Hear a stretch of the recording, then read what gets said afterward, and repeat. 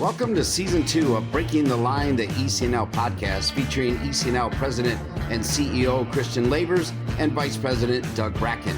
If you have a question you want answered on Breaking the Line, the ECNL podcast, email us at info@theecnl.com. I'm Dean Linke, and here's what you can expect on this week's show.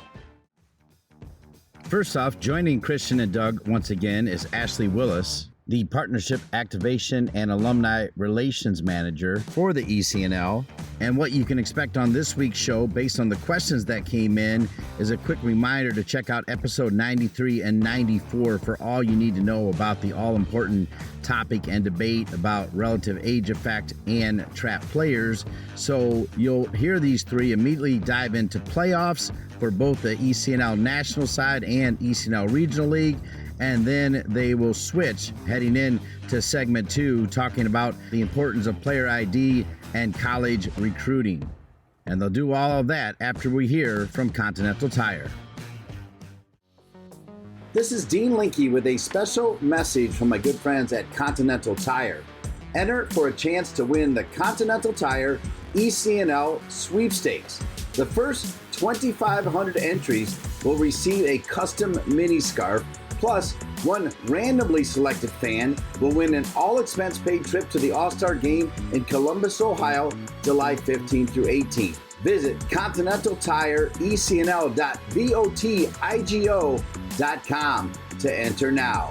Official rules apply. Welcome back, and as we often do to start the new format of Breaking the Line, the ECNL podcast, I turn it over to the CEO and President of the ECNL, Christian Lavers. Thanks a lot, Dean, for that introduction. As always, I think we'll just jump straight into this. We got Ashley on camera for the first time in a couple of weeks, not traveling in service of the ECNL all over the country. So welcome back, Ashley. Good to see you. Thank you. My Wi-Fi works. I'm not in an airport. We're thriving today. Well, fantastic. So let's just dive straight into this. Obviously, we've talked about RAE, trap players, and that sort of stuff. And I think there's still a lot of questions on that, but maybe you can give us a sense of the questions that have come in over the last week. Yeah, I'm looking at all of the questions right now, and I would say a healthy 14 of them are specifically to RAE, trap players, and things like that, which is fantastic that people are listening. And we've kind of woke the parents up of a hotbed topic, which is awesome to see. But I think the most important part would be just to go back and listen to episodes 93 and 94, where we really dive into it. And then we have Dr. Joe on there, of course, and he's just educating us to the nth degree about it. So I would go back, listen to those, submit more questions after those episodes. We can kind of just go from there on it instead of going 3 episodes in a row on RAE. It's exciting of a topic as it is. All right. So we're going to call a wrap on that. I feel like we've kind of talked through most of the big issues on that. And I think the reality also is that there is a discussion moving more and more in the governing bodies and the sanctioning bodies about changing this for fall of 25. Potentially. Obviously, there'll be a need for a long road to prepare for that because it will be disruptive if that's what happens. And to be clear, we're not saying we absolutely know that's going to happen, but it seems like there's a strong momentum growing in that regard. And we'll cross that bridge and talk about that more when it gets there. So let's pivot on this, Doug. It's playoff time. When this podcast releases, we'll be a few days away from the start of the girls' playoffs in Seattle. So let's talk a little bit about the playoff structure, where we are in the ECNL and RL in that structure, why we're at the places we are, how we structure the playoffs, and all things that may be interesting in terms of operations and planning for the playoffs. Thanks, Christian. As we record this podcast, we're in the throes of the RL playoffs. Those have morphed into more of a regional structure. So we have 4 different events going on around the country: West, Central, South, and East. The reason we did that is obviously to reduce the travel as we parry the teams down to the 8 teams that'll make it to the national finals. Let's back up. Ashley, you were in Dallas, correct? I was. We lost every single grass field due to the sort of unprecedented rain over the previous weeks, correct? Correct, yes. So a huge shout out to you and the rest of the ops team, because replacing, I think it was 18 grass fields over 4 days of use and being able to pull that event off. There were some shortening of the games, not massive shortening. Every game got in as scheduled. So huge kudos to you, to, I believe, Michaela Hampton was the event manager down there. Michaela and, Hampton was the real hero down there. Absolutely. and everybody from ops to logistics to creative to league services for being able to pivot like that. Maybe give us a sense of being on site, what the RL playoffs were like. It was a great event considering that at the 11th hour, we lost everything. And I mean, credit to Michaela to be able to fix the schedule like that. I think Blaine off site was helping as well, just to be able to pivot, get all the games in, communicate to the parents and players and everything. And there wasn't really any massive hiccups. Of course, we had to shorten some games. All of the group play games got shortened to get everyone in. But in the grand scheme of things, parents, coaches were happy that we were playing still. And it was going to be the same amount of time for everyone across the board, no matter what complex we were at. We were at 4 different complexes, games from 8 a.m. to 7:15 p.m. So it was long days for the staff, but I mean, morale was high. I didn't hear any major complaints. They were super appreciative just to get in. And it wasn't like a complete cluster, which is kind of what we thought it might be, considering Tuesday night was a little bit hectic. Well, that's awesome. So, Doug, do you want to go through the other locations where we have RL playoff events kicking off today? In the central region, that's in St. Louis. In the west, we're at Silver Lakes. They're in California, Greensboro for the East playoffs. So super excited about those. And then the teams that advance will move on to the ECNL Regional League Finals, which is in Richmond, Virginia in July. So super excited for those teams as they kind of go on that path towards Richmond. And then right kind of as this podcast airs, we have 300 plus teams kind of converging on Seattle, where the girls' ECNL playoffs will be. All these playoffs are the teams that have kind of played through their season and qualified. The crown jewel is the Champions League, and that is the top 44 teams in the country based on their finish in their conferences. So 44 teams in U13 through U17 will fight for the Champions League. And at the U19 level, it'll be the top 16 teams in the country. And then we have some cup competitions also tiered in there at U15, 16, and 17. What happens there in the Champions League is the teams play in their groups. So they're split into groups of 4. And then they advance. If they advance, they go to like a round of 16, which is played also at the playoffs in Seattle. And then the winners of all those round of 16 games would advance to the finals in Richmond. So that's kind of how we get down to the final 8. The cup competitions, which is kind of, we've touched on this in earlier podcasts, which is a way to get more teams playing for something in the postseason. And that is, we have the North American Cup, which is at 15, 16, and 17. And then we have the Showcase A and Showcase B Cups, which are at 16 and 17 only. Their competition is a 16-team knockout competition that ends in Seattle. So those teams don't advance beyond Seattle to kind of wrap that up. The teams are seeded based on how they finished in the season in their conferences. We look at what number of teams qualify from each conference based on honestly trying to get an equal representation across the country from the conferences. If you just go in level, we have tiers, right? Champions League, North American Cup, Showcase A, Showcase B. The presence of the Showcase Cups in the 16 and 17 age group is reflective of the college recruiting process. So you sort of have an arc. That's when most kids are in the peak of recruiting, end of U16 year, which is what this is. So they are coming into the biggest year, U17. And so we try and service that, make this one of the biggest recruiting events of the entire calendar. And the other piece on that is that if we only did the Champions League and we didn't provide the opportunity at different cups, with the size of our league now, and this was more apparent back when we started, but a lot of the teams that are in the North American or the Showcase, they're teams that in previous years would be state champions. They'd be competing in regional championships under USYS. And now that the league has such strength and robust coverage, we need to provide something from them so that they have a championship to play for and an event to go to in June, not just for recruiting, but also for those kids to win a trophy. One of the things we talked about when we started the league was the experience. And again, you and I talked about this because you had a team win a national championship. I've had a team in USYS before ECNL existed, where only 4 teams ever made it that far. I had a team participate in that. And you saw the impact that it made on those players to have that experience. And we wanted more teams, more players to have that experience.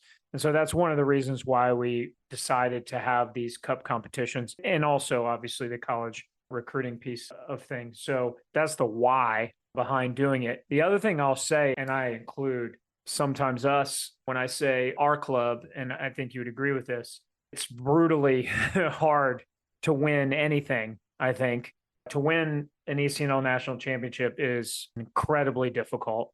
There are challenges based on geography and other things that come into play, where if you're in a small geographic market, it's really, really tough. And I think just giving people a chance to be successful and feel what it feels like to win something important, I think is a really great experience. We had a team that won the North American Cup a few years ago, and it was a really great experience for those kids. So we want to provide that as well, understanding that the absolute pinnacle for us is the Champions League. And those are the teams we're going to really celebrate because that is the hardest achievement in our league. Those cup winners are also great. It's a great experience for those teams and those players. You talked a lot about the girls' side. Let's touch on the boys, because the boys' structure is similar in some ways, but it's also different, reflecting some of the desires of the boys' game and how it's different from the girls' game. Slight kind of differences in that a smaller number of teams. To make this as simple as you can, it's a 64 team event at the primary age groups, right? Which is 15, 16, and 17. Those teams are split into 16 groups of 4, and they play out to a round of 16, and then they play that round of 16 a lot like we just discussed with the girls to advance to the finals. There's a smaller number at the U14 and U13 level, still the same concept. And they advance to a round of 16 and then get down to 8 teams. But there are no cups on the boys' side. We take more teams at the Champions League level on the boys' side, or we stop at that. Now, the only caveat to that is at U19, we take 32 teams into the playoffs, and the winners on that first day in the round of 32 games, they advance onto the Champions League round of 16, which is a knockout. And then the teams that lose on the first day, they drop into the North American Cup, and that's a 16-team knockout. So that's just another way for us to just accommodate more teams, recognizing that at U19, on the boys' side, there's still really active college recruiting going on for U19 boys, where on the girls' side, it's probably not happening. There's a lot of detail, I think, that almost can make you drown in brackets and cups and tiers and all that sort of stuff. But so if we zoom back out on a bigger picture, and I'd be interested, Ashley, in your perspective, because on the girls' side, as we just went through, we have multiple levels of competition at the 16-17 age group between Champions League, North American Showcase. On the boys' side, it's just all Champions League. Everybody's in one tier. It's a bigger tier. The reason that is because when we spoke to the boys directors and watched how the events unfolded, the boys generally aren't interested in a secondary cup. The analogy that was made was sort of the NCAA basketball versus the NIT. And the boys said if you don't make the big dance, the players aren't as interested in participating. But on the girls' side, to Doug's point, the cups, and if you go to those games and see the teams competing for them, they're really excited about that. So there's a very clear difference between sort of the focus between the girls' side and the boys' side in terms of the competition. Ashley, do you have any opinion on why that may be? The best comparison would be the NCAA tournament versus the NIT. I get it from the boys' side, where once they lose, they're just kind of like, what's the point anymore? Which is very much like the boys' mentality of like one and done sort of thing, where the girls are like, no, we can figure out a way to get back in this. It's just kind of like the way the two genders, I think, see sports, of like, there's always a battle versus like, we're done, I'm over it sort of thing. But then when you take in the recruiting piece, like, it makes sense that the girls are wanting that extra little piece to kind of go, no, we're still a great team. I still can go get recruited at this high of a level, this, that, and the other thing. So I think it makes sense for the girls to have different cups to kind of play for. Obviously, like, the recruiting, and it's the largest event by a landslide to be up there, where the boys, the recruiting so different. So I can see them being like, hey, if I'm not in the big show, what's the point? Like, it's not my recruiting year anyways. Well, Christian, kind of you would say that the recruiting difference is what? 4, 5x like opportunities for the girls versus the boys, just because there's just less college programs on the boys side?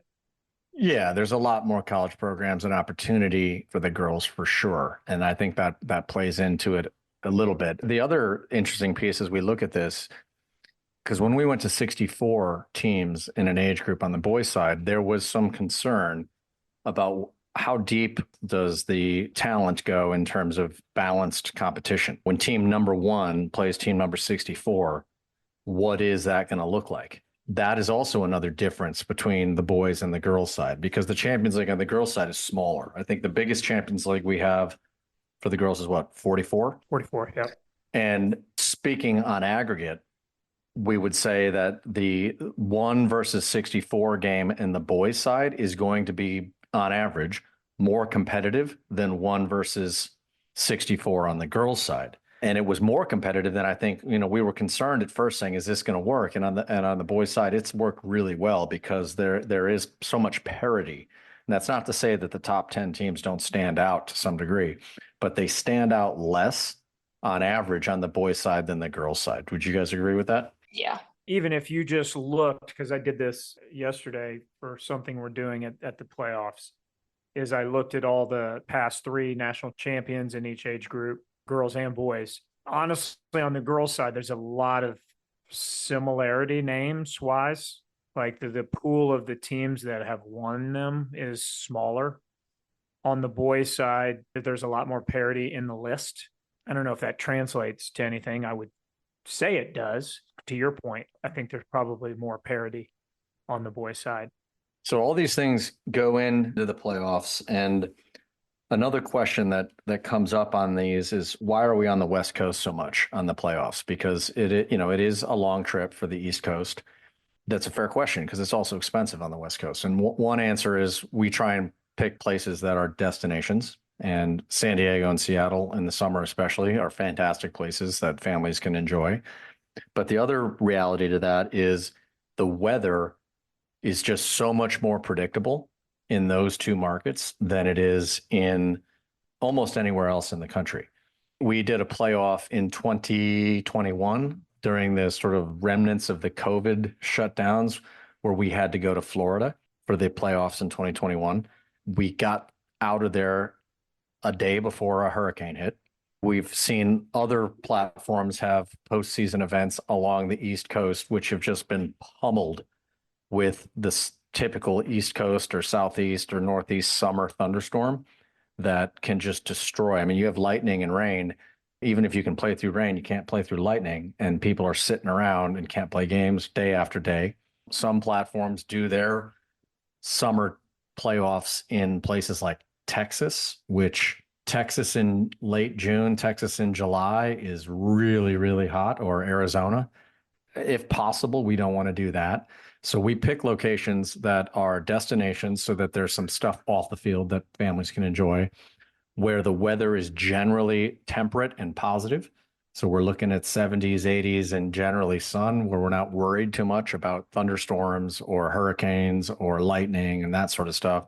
And then the last piece, and at the Surf Cup Sports Complex and at 60 Acres in Seattle, we have some of the nicest grass fields in the country. I mean, these places are carpets. To accommodate the number of teams that we want to include in the playoffs, to get the location that we want, that we have a good idea that the weather's going to be good and there are things for people to do because you're there for a little bit longer duration, and you have the field quality and the number of fields that you need to play.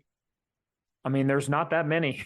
There's not that many of those that tick all those boxes around the country. When we start thinking about that, if this is the pinnacle of the season, we want to make sure it's a great experience on great fields in a great location where we can get the teams included and involved that we want to get involved. And that's the bottom line. All right, Ashley, where are you heading for the postseason? Are you going to Seattle, San Diego, or both?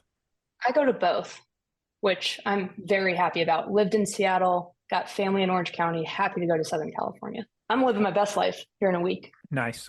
I'm happy. I had to go to Baton Rouge in mid-June 2 years ago for a USYS event. And that was the dumbest place on earth to hold a postseason event. It was 112.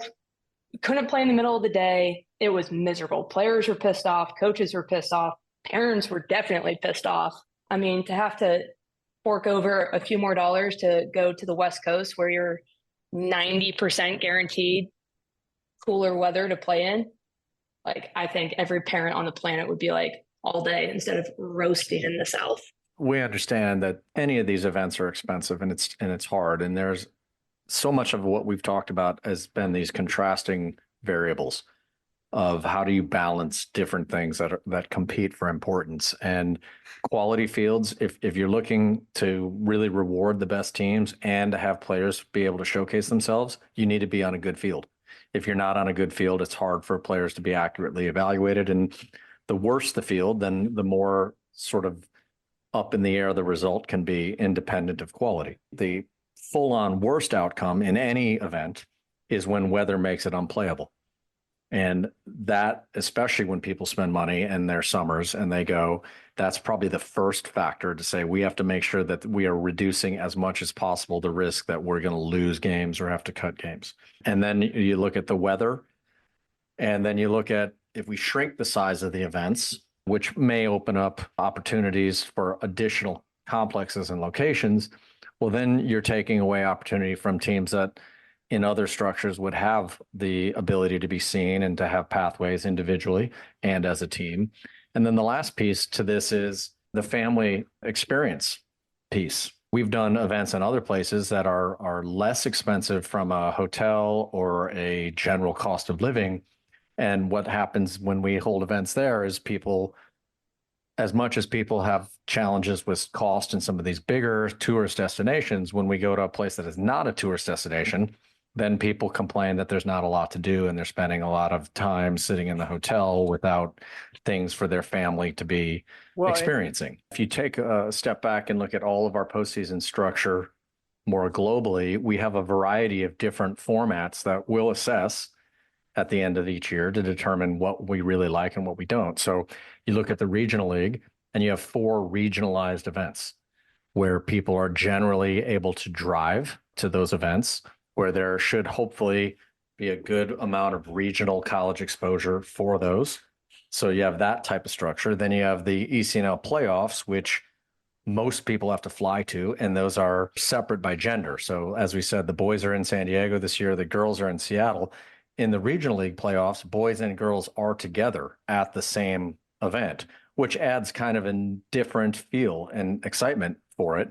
And then when we go to the finals in Richmond in July, the girls regional league and the girls ECNL will be generally over the same 3 to 5 day window. And then the boys ECNL and boys ECNL regional league will be together over the same 3 to 5 day window. So between regional league, playoffs, boys, girls, we have a variety of different formats, single gender, multiple gender, single level, multiple level.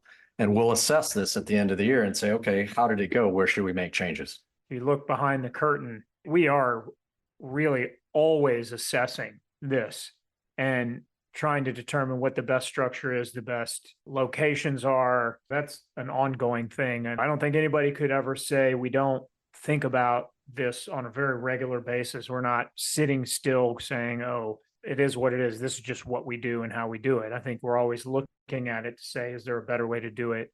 Why, how, all those things always are part of our discussion. No question. I think that also goes into the events in of itself. Dallas, we lost the fields, but it was a scramble in a lot of ways, but there was contingency plans. And it was, if this happens, where are we going? This happens, where are we going? What are we going to do? And I don't think a lot of people realize how much the events and ops teams do behind the scenes and prep of an event.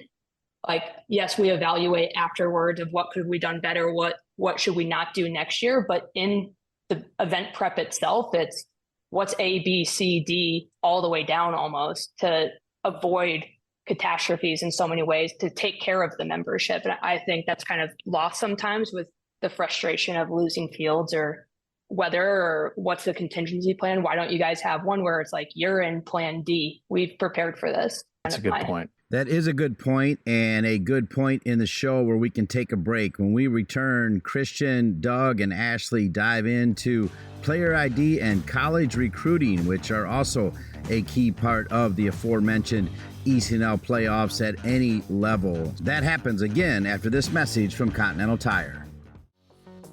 This is Dean Linke with a special message from my good friends at Continental Tire. Enter for a chance to win the Continental Tire ECNL sweepstakes. The first 2,500 entries will receive a custom mini scarf, plus one randomly selected fan will win an all-expense paid trip to the All-Star Game in Columbus, Ohio, July 15 through 18. Visit continentaltire.ecnl.votigo.com to enter now. Official rules. Welcome back to the new season, new format of Breaking the Line, the ECNL podcast featuring Christian Lavers, Doug Bracken, and Ashley Willis. I'm Dean Linke. When we took a break, we had given you pretty much all the details on the ECNL playoffs, which are essentially happening right now as you're listening to this podcast. Just as important during this time is player ID and college recruiting. I turn it back over to Christian Lavers to attack that subject in segment 2. There's teams chasing championships and trophies at these events, but just as important is the player ID and the college recruiting that comes from these events, because these are gigantic opportunities for players to find opportunities to play at the next level in college and beyond. So let's talk a little bit about what that looks like, sort of do's and don'ts of players on site in an event. What should they be thinking about? What should they not be thinking about? What are ways in which players are seen and noticed, good and bad? And I'll turn it over, maybe Ashley, to you first to give your perspective on that. Yeah, I think there's such a fine line of how to handle these events. I think there's a misconception that one game is going to define you, one play, that sort of thing, where I think there's so much more that goes into it. You're not going to get recruited in one game, but you can definitely get yourself cross off somebody's list based off of one game. And that's not, oh, you had a bad play, you've had a bad moment, things like that. The professionals have bad plays. The professionals get stripped of the ball. They make an errant pass, things like that. But as far as character on the field, if somebody makes a bad pass, are you screaming at your teammate, or are you like, you're fine, drop in sort of thing? Are you cheering when you're on the bench? Are you doing all of the little details? Are you working back for the ball? Are you working off the ball? Things like that. I think there's a misconception that it's only what I do while I have the ball, where it's so much more that goes into it. It's, are you a good teammate? Do you work hard? Kind of body language in general are the big things that get you recruited or not recruited in so many ways. You can be the most talented player in the world, but if you're a punk, you're probably not going to get as many looks as you probably should, because a lot of people just don't want to deal with it. A player's preparation is centered around the things that they can control, which I think everybody would say that should be centered around the things that they can control. And, you mentioned that with body language and what happens when you make a mistake, what's your reaction, you lose the ball, how do you work to get it back, all the little details. What is it that you do that makes you different? So what's your superpower, right? Are you great in the air? Because if you're great in the air and we never see it in the game, then we don't, you're not leaning into the thing that really makes you special. Players think about preparation and preparing for an event like this, where you're going to be in the spotlight. What is the thing or the things that you do well? And how do you, leverage those things to help your team and control the things that you can control? Because ultimately you can't control whether or not the coach is going to want to recruit you or mark you off their list. Fact is, some people are going to like what you do and some people aren't. And there are lots of variables that go into that for coaches.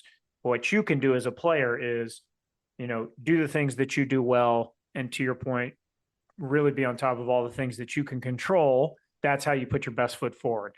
Thinking about all the coaches that are sitting on the side or worrying about whether you're going to UCLA or North Carolina is probably not going to be productive. It's going to bring anxiety and whatever, which I think is going to happen kind of naturally anyway. And I'll add to that, because I think you generally have to be okay at all the different skills of the game. I mean, that's a given. But if you're pretty good at everything, you don't stand out from any of the hundreds of players that are playing at the same time slot you're playing. The trick to standing out, and it's almost like when you're a coach and you look down the bench and say, okay, I need to make a substitution to change the game. When you look at each player, every player brings to mind something that they bring to the game. When I look at player number one, this is a connector. This is somebody who's going to make passes and they're going to ensure we don't lose the ball and they're going to bring people into the game. I look at player number two, and to your point, Doug, they're great in the air. And if this is a game that's a little transitional and out of control, they're going to come in and start winning more battles for us. I look at player number three, and they're a dribbler and they're a take-on player who's going to unpredictably and dangerously capitalize on opportunities. And I say that because as a player, you need to know what is your superpower or what is your distinguishing characteristic that you do better than the other players on your team. And ideally, you do better than as many people as possible. Because being pretty good at everything is a baseline. You have to have one or two things that you stand out in. Way back when I was coaching in college, one of the things I liked to do, of course, I had a list of players that I was watching and evaluating, but I would go try to just sit down at that game that I was supposed to be at without really knowing which player was which, and say, who is different? Who here does something different that you haven't seen before? What do you do that's unique? And how do you stand out above the hundreds and hundreds of players that are out there? And the reality is you probably don't have a ton of time to not bring that to the equation, because likely somebody sitting there could say, I'm out, or someone could say, hey, I saw that. I'd like to come and see that again, right? You really don't have time to probably switch that on and off. You're not going to play well every single time you step on the field. But I do think you have to bring some consistency to what you do to those superpowers or whatever those distinguishing qualities are, because a lot of times there probably isn't a ton of time from the evaluation perspective. So you being completely switched off for a half is probably not going to be great. Which to Ashley's point, which is why things like body language, the way you hold yourself, your work rate, those things are so obvious, because even if the game itself isn't your greatest, or the opportunity to do the things that you're really good at doesn't come as much as you would like, if your body language, the way you communicate, and your work rate is all high and positive, that sends really good messages that probably makes somebody say, I'm going to come back and see this player again, because maybe I didn't get to see everything I would like to see, but there's a lot of intangibles there that are positive. And on the flip side, if the game is not given an opportunity for you to do the things that you're really good at, if your team is defending a lot, for example, and you're an attacker and you're just checked out and you're not even working hard in the defending phase, well, now not only do you not see what you're really good at, but people see the fact that you're not so supportive in the other phases of the game. And that might be enough for people to say, you know what, I don't need to come back, because I know that I can't have players that are checked out if the game's not going the way that they want to go. The last thing I'll say to this point is you have to have a pretty short memory too, because this is a pretty mature concept to ask of a bunch of teenage kids, right? Because, as a teenager, they're probably at pretty wildly varying levels of maturity. But again, to not get so caught up emotionally in the process of recruiting, because you can see how heavy that can be if you get caught up in the emotion of it and you have a bad play or a bad half or a bad game, and then you can't move on from it because you think your life is ruined and your opportunities to go play at college X is done. You have to have the ability to move forward and from the mistakes in a positive way. And that'll say as much about your character as anything. And primarily when college coaches call me and talk to me about players, they ask a lot more about the character and the training ethic and the work ethic of players than they do about the playing ability, because I think they could probably see that on their own. but what they don't know that you know is the character. So to that point, having the character to move forward and not live so emotionally in the process, I think is a pretty important skill, although it does require a high level of maturity, I think. Yeah, I think, Doug, you just said something that is so underrated in the recruiting process, and that is how much the college coaches talk to the club coaches. I think there's a wide majority of players that think, oh, I get recruited because they saw me at X, Y, and Z events, where it's the relationships that your club coaches have with those college coaches that often is doing the heavy lifting. It's all right, how are they in training? How are they as a kid? How are they in X, Y, and Z? And then I'm going to go watch them play, and not like, oh, I saw you play in Seattle for 13 minutes and I decided that you're good enough to come see me. Like, it's so much more than that. You need to have good body language and be all these different things while you're playing at these events. Absolutely. But you also need to be doing that in your home environment, because a club coach is never going to hold you back, obviously, from if you're good enough to play at the next level, but they can help navigate those conversations of like, hey, they do this role really, really well for me. You should absolutely take a look at them. Yeah, I would just on that, because I agree with what you say. I would just for a lot of parents, I would just add a cautionary comment of if a coach is telling you that their relationships with colleges or pros for that matter are going to open doors for you, that to me is a red flag, because nobody gets a bad player into an opportunity that they don't deserve, or a good player to an opportunity that's beyond them based on their relationship and their friendship, because that's how coaches get fired.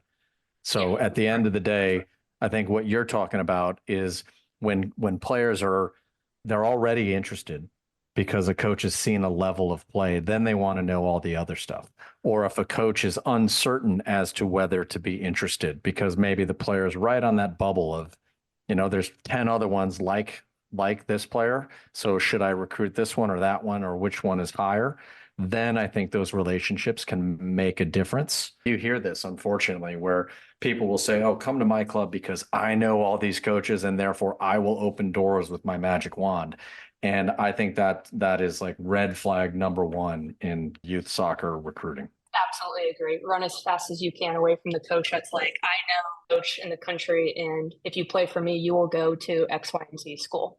Yeah, that's terrifying in so many ways. And I think the stakes at the college level are a lot higher now than they've been as it relates to job security and things like that. So I think coaches are, going to rely on their own eyes and their own evaluations. But if you are a coach who is honest in their assessment of their players and aren't pushing players, in some way that isn't true and accurate, then I think what you can do as a coach is kind of help the college coach agreeing with what they're seeing. Normally, that's the conversation. I see this. Do you also see this? Yes, this is the same thing I see. Anybody who says, hey, if you come here, I can get you into X's. Yeah. I mean, you're basically confirming that what was seen on that day is not a complete aberration from the norm. Right. This is a normal level of behavior and performance. But that also makes me go back. And I think this is interesting because I had this conversation with some people about 15 years ago. There was not so much focus on the individual recruitment path of players.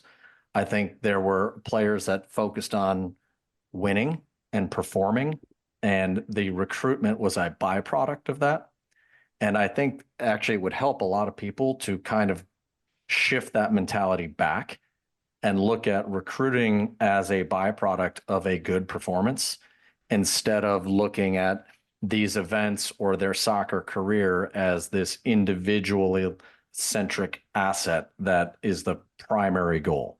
And I say that for a couple of reasons because, and Doug, you mentioned this earlier, if you line up 10 college coaches watching a game, you're going to get 10 different opinions about who played well, who didn't. Obviously the top kid who scores 3 goals and beats everybody 1v1 is everyone will acknowledge, but there's going to be a lot of varying opinions about what people saw on the majority of players. And if you're a player who feels like you did your job, you played really well, you worked really hard, and a coach doesn't like the performance that you put on, you probably don't want to go to that college. Because if that's who you are and that's when you play really well, there are people that will find you and value that. And that's a recipe for a far better college career than making your own self-assessment dependent upon somebody else's opinion. When you may not fit into the style of play there, you may not fit into the culture of that school. And so I just think there's a value of people saying, if you focus on your process of do your job, perform your role, help your team succeed, all of those things lead to a positive outcome for you individually. And it's sort of, if you put the team focus first, the individual stuff takes care of itself. Because I think if you flip it and you say, I'm so focused on me and what I get out of this in terms of recruitment, you may actually negatively impact your performance individually, negatively impact your team performance. And it's sort of by flipping your priorities, you actually hurt yourself. Particularly on the girls' side, in my experience, there's so much wrapped into status. There's so much of the college kind of recruiting piece that is wrapped in the status of it. It's almost like, where can I say I'm going and how cool does that sound? You know, my saying to players is that post you put on Instagram lasts for 24 hours and then nobody cares. So you should find the place that is good for you, which means you need to know what are the things that are important to me. That's probably could be a whole different podcast, but that when Christian said that, it just sparked that in my mind, like individually, what is it you're trying to do? Are you trying to achieve status, or are you trying to get to a place that's the right place for you where you can have a great experience? And I think focusing on that is probably the way to do it. Again, a mature kind of way to look at things, which is probably easier said than done when the outside noise is really noisy because of the access to social media and all the things where everybody's life is kind of under a microscope at times. The status part, especially on the girls' side, is a pretty big point. You see it all the time, especially with the transfer portal now of, I want to say that I'm going here, but you probably a lot of the times are not fitting into the culture, the style of play. Where are you on that depth chart sort of thing? I think a lot of people just want to say, I'm going to go play at this school because it's the school to go to. But I mean, for instance, for the longest time and still to this day, everyone wants to go to Carolina on the women's side. It's Carolina, you win everything. But they don't know that day in and day out at Carolina, you are competing and your name is on a board and it is a grind there. And it's a style of play that not everyone fits into. Where there's a school in, I mean, Arkansas, you are the most direct style of play on the planet. So if you're not an athlete, why are you trying to go there? So it's about looking at where you fit in and where are you valued, because a school that might be your dream school might not value you the same way that you should be. And it will always work out, always in your favor. I think every player will land where they're meant to be played. And to your point, Christian, earlier, if you're good enough, if you're good enough to be recruited, you will be recruited. There's no way you're going to talk yourself into being recruited by a school that you're not good enough to be into. Well, and that this is one moment in time. And I see a lot of stuff. It's June 12th. June 15th is the first day on which players can be contacted when they become, I think it's seniors, right? Summer after the junior year, whatever the recruiting is, June 15th. Summer after the sophomore year. You know, and the reality is that there's going to be players that are contacted June 15th in this moment in time that are going to go on and have really successful careers at wherever they choose to go because everything's worked out. And then there's going to be players that are contacted on June 15th that transfer twice and don't have a very successful career. And there's going to be players that are not contacted on June 15th who I would hate to think this, but think this is a big failure and that they've lost all opportunity, when the reality is there's going to be players that are not contacted on June 15th that go on and have as or more successful careers than some of the players that make a decision day one when they have offers in front of them, because recruiting is a moment in time. And that's the other thing I think that helps remove some of the stress and pressure of it, is that very, very few, if any, players are recruited off of one game at one event in this one moment. There is usually a assessment over time to see, are they moving, up and to the right in terms of like the graph? And am I seeing consistency? Am I seeing growth? And then is that matched also then by speaking to the people who know that player?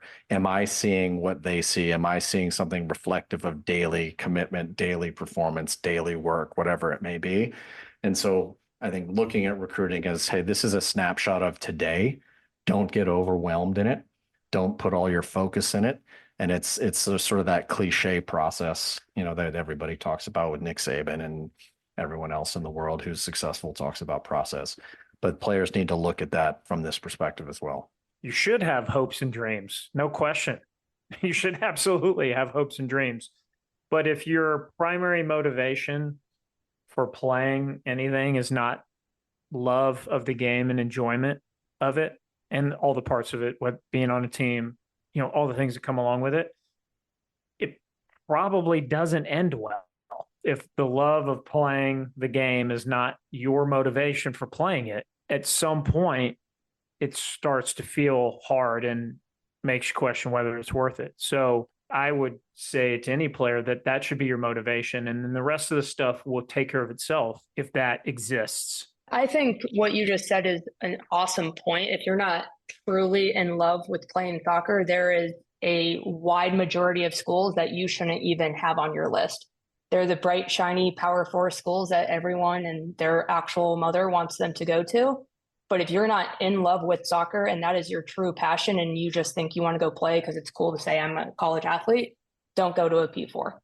That is a different level of grind than every other school on the planet, that if you don't truly love it, you will hate your life in a matter of months.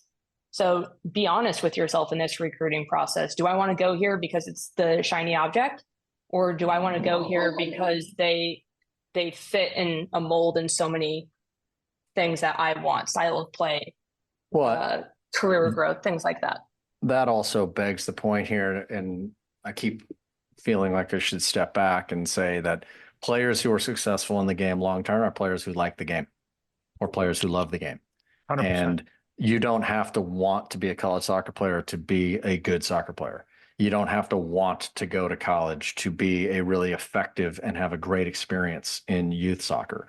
And again, I think if you put the goal too much in front of you of individual success and accolades, you add pressure to yourself. You may get some priorities wrong that ultimately hurt your long-term goal. At the end of the day, if you love soccer, you play soccer more, you work harder in soccer, you train on your own more, you do all the things that are required to be successful in soccer, and then it ends up working out for you. And I think that's what we're all saying. And I always say that the game is very unfair in the short term, and it is very fair in the long term, generally. Reminds me of my saying to the teams, wherever you finish at the end of the season is where you deserve to finish. So if you're ninth, you're the ninth best team because you just played 16 games that proved it, right? So that's kind of along those lines, Christian, although maybe not as it relates to recruiting. Totally. Okay, we knocked out details on the ECNL playoffs. We talked about player ID and recruiting. And as we always do with the new format, we end with Doug Bracken's Bracken Brainbuster. Again, looking for a better name if you got it. But when we return, Doug Bracken will pose a question to Ashley, Christian, and even me, and we'll see if we come up with a good answer. That after, again, this message from Continental Tire.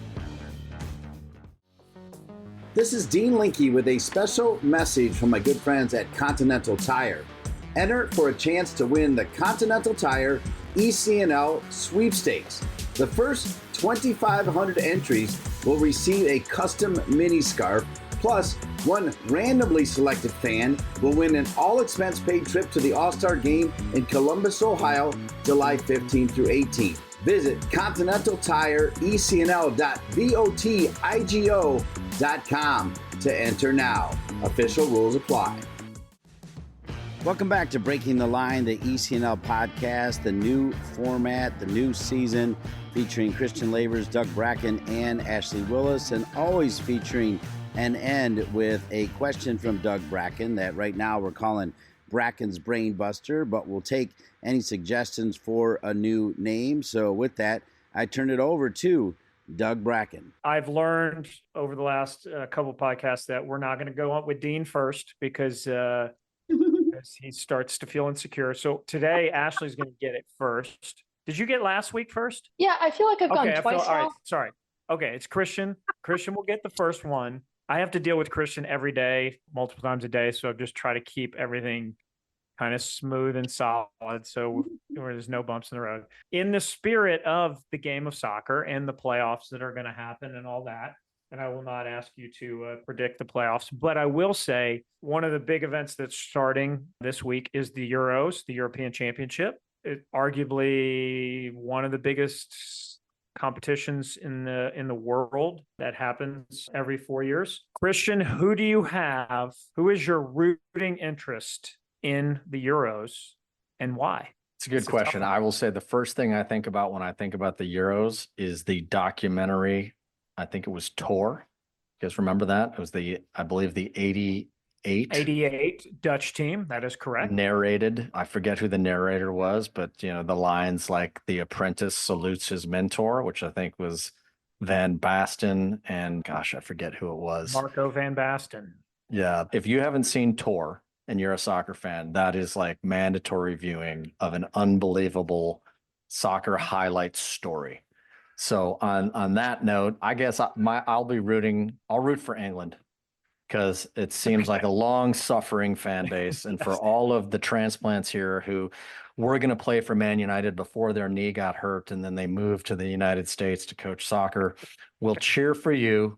Mostly in Florida. Florida. Yep, a lot on the East Coast.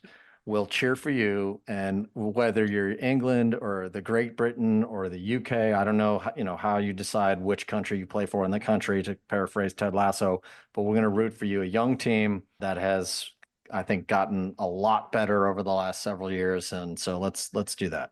Unbelievable talent on that team. So, okay, now Ashley, because I have to make Dean go last for me, I'll pick you. Am I allowed to agree with Christian? Are we allowed to agree on this podcast? You can root for whoever you want. Oh, awesome. No, I want football to finally come home. I want England to win, especially after last Euros. I mean, that was just a brutal way to lose. I agree. I am on record agreeing with Christian. Do me. Do you bring the youngsters all in at the end to take penalties, though? I mean, I guess only Gareth Southgate knows because he's the one that has to make decisions. But pressure is a privilege, right?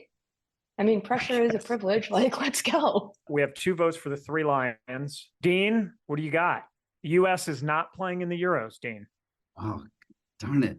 You know what? You guys are going to laugh, but I'm going to go with my wife. She was born in Spain and she's Portuguese. So either one of those is where my heart is. And that's what I'm going with. Dean always has 2, not just one. You can't pick one. Was she born in Portugal? She was born in Madrid and okay. And she's close to getting her Portuguese citizenship. So then you got to go for Portugal. That's fair. That is fair. Portugal it is. And I believe this is Cristiano Ronaldo's 5th Euros. It's like his right? 105th at this time. He's like 55 right now, right? 55. He's yoked. He was in there when the first Euro happened. Sculptured. My sister-in-law is going to be so disappointed that I didn't say Portugal. Like, so disappointed. So, Dean, thanks. Thanks for that. You're welcome. And Ashley, I'm sorry that I'm always sappy with my wife. Yeah. It is what it is. I know, Dean. This is starting to be a routine here. Always a wife. Always a wife. Always just circle back to the wife. Yeah, like, always. Stand on your own 2 feet, man. Who do you want? To Christian and Ashley's choice, there's a really interesting documentary about the lead up to the final at Wembley of the last Euros that England lost to Italy in penalties. And it treads on the hooliganism and the craziness around English fans. So you should take a look at that. It's on Netflix, I think. Pretty interesting. I will also choose England.